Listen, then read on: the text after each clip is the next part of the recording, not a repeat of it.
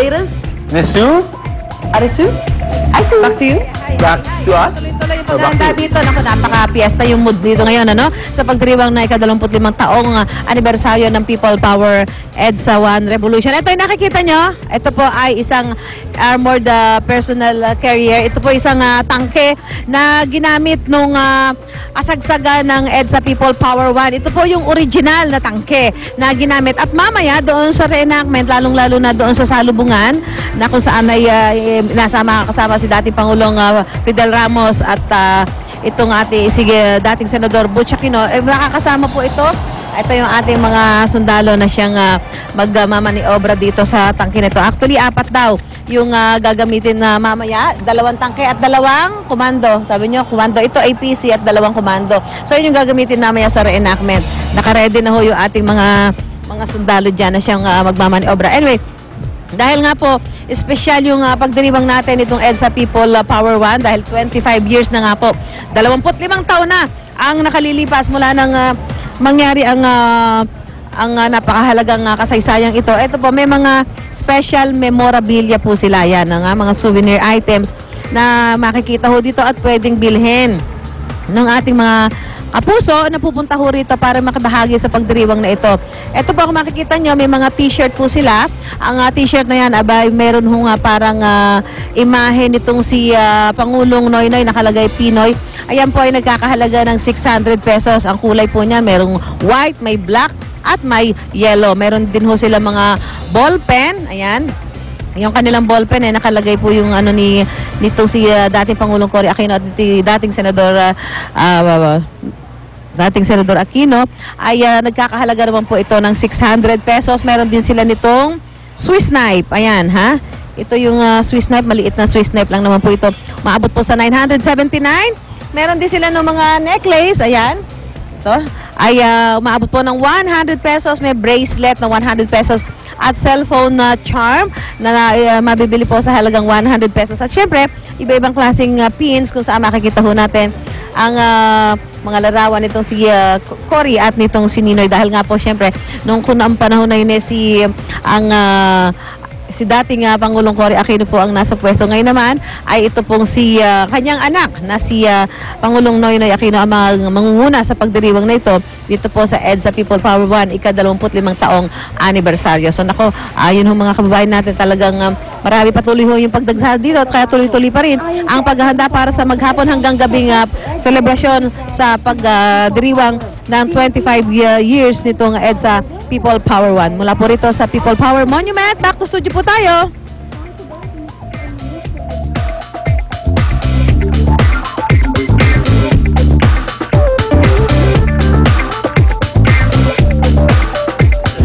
Wow! Alright, thank you so much, Miss Sue. Mula sa EDSA. Good. Pumunta naman tayo ngayon sa Summer Capital of the Philippines, sa Baguio City.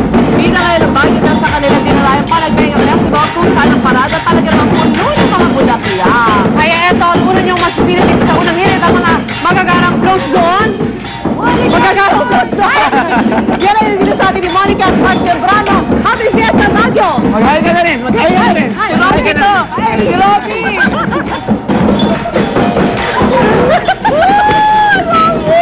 Last day mo na!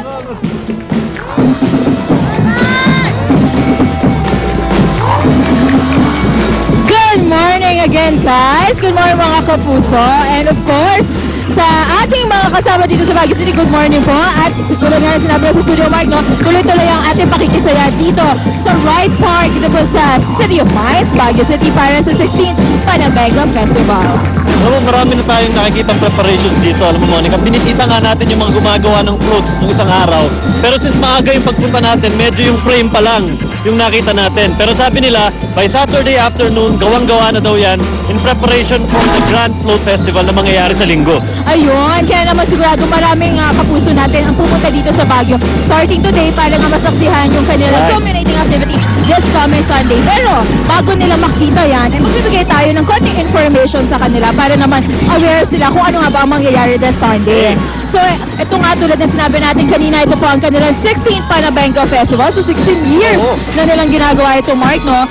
At this year, 25 po lahat-lahat ang mga participants na sasali para sa ating float parade competition. Hindi lang yan. Hindi lang yung Grand Float Parade ang aabangan natin. Bukas magkakaroon ng street dance competition kung saan pwede nyo marinig yung panagbengahim. Baka hindi nila alam na meron panagbengahim, Monica eh. Aba, may ganon. Meron ganon. Bukas madidinig nila yon. Tapos sa linggo naman, merong lyre competition. Tapos magkakaroon din yung, syempre, yung inaabangan ng lahat, yung Grand Float Parade, 25 to 26 floats na napakaganda. Yun ang mapapanood doon. Napakarami. Yan naman talaga kasi talaga yung gustong makita ng maraming tao. In fact, sabi nila sa sobrang bongga ng mga floats, Mark, inaabot daw na 700,000 to 1 million ang ginagastos sa bawat float. Hindi pa yan. Yung mga flowers na makikita nyo doon, alam mo kung gaano karami? Ilan? 500 dozen flowers. Dozens hindi peraso. Iba-iba, dozen yun. Ganun So, karami. do the math. 500 times 12. Napakadami talaga niya, no? Pero syempre, para mas malaman pa talaga natin kung ano nga ba mga dapat abangan today, mamaya makakasama natin ang isang taga-committee ng Panabengao para alamin kung ano nga ba yung mga dapat abangan mamaya. At syempre, ito yung gusto-gusto talagang mapanood ko eh. Yung sinasabi nga na interview, exclusive interview ni Arn Arn. Ikaw actually kasama ka dyan. Ano ba yun? Oo, alam nyo, ito yung aabangan natin, oh. Papakita natin yung exclusive interview namin ni Arn Arn to sa sikat na sikat. Wala na yatang hindi nakakakilala dito. Ayan, si Arn Arn. Kasama ko yan. Dun sa exclusive interview namin sa Philippine Ascals. So makikita nyo yung mga favorite Ascals ninyo, i-interviewin namin ni Arn Arn. That's coming up soon. Oo naman. Alam mo, malaking pagkakamali ng Ascals yan na sinama sila kay Arn Arn kasi lahat na nagkaka-crush doon sa mga members sa Ascals, sigurado mapupunta na kay Arn Arn. Eh mga kapuso, lahat na yan atin po pag-uusapan sa pagbabalik natin dito sa Baguio City para sa kanilang 16th Panabengao Festival. Balik muna tayo sa studio.